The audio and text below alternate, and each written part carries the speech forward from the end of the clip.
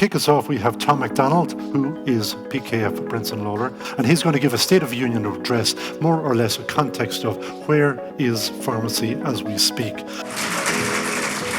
Pharmacy has now become a high volume business, and the pharmacies that are doing well are those that are really churning through high volumes of dispensary items. A typical pharmacy now is probably dispensing around 70,000 items a year. A pharmacist will not be able to do that on their own. They will need a lot of good staff around them, their heads screwed on, and having that good team is one of the differentiators of the pharmacies that are still doing well or outperforming relative to other pharmacies.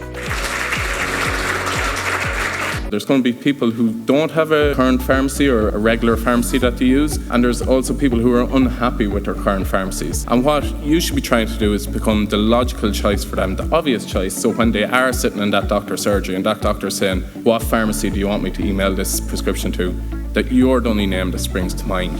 Thanks very much.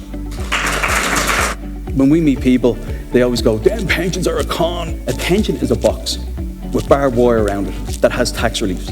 Where people went wrong is where they invested in syndicated properties, or they went all in on one share and they didn't perform. But the ethos and the functionality of a pension is simply to give tax relief on the income and the growth and the money on the way in. So I think pharmacy is a great sector, and I'm not just saying that, it is a great sector. We're probably doing, I would say, 12 to 18 pharmacy transactions every year between buying and selling. And I think independent pharmacy is very, very important for Ireland. We started with 2 stores in Macaulay's in Wexford and Escorting. We built a chain of 30 stores and sold us successfully in 2017. My appetite now is as strong as it ever was. Ciara, margins, you're a margin expert.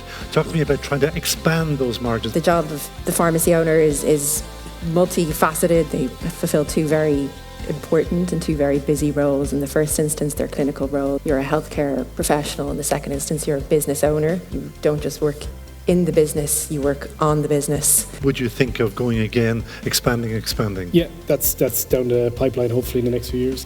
You're on the hunt? Yeah, definitely. At the start of this whole process, I thought if you had one running well, it'd be great. Would you just kind of want to replicate it again? So